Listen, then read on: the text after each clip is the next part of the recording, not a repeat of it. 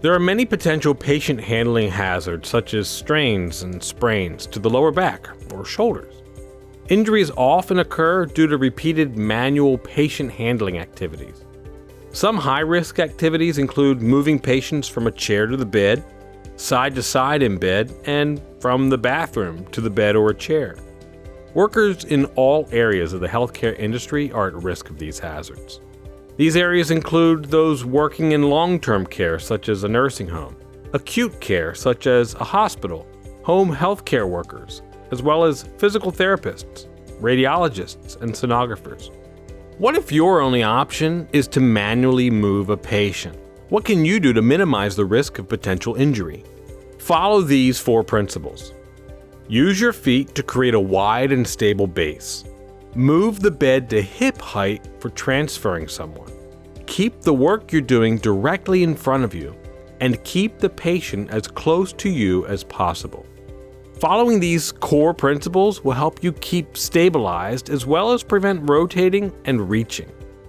The risk of these hazards has increased in more recent years. Why is that?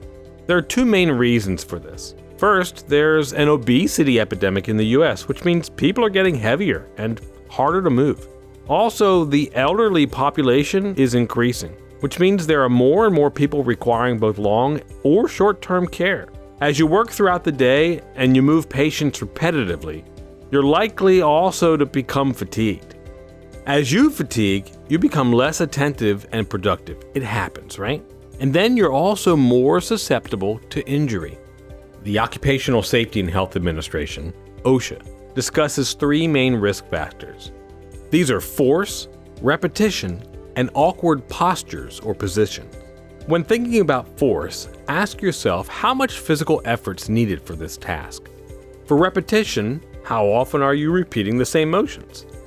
Finally, when it comes to awkward positions, which of those positions are being used that place extra stress on the body?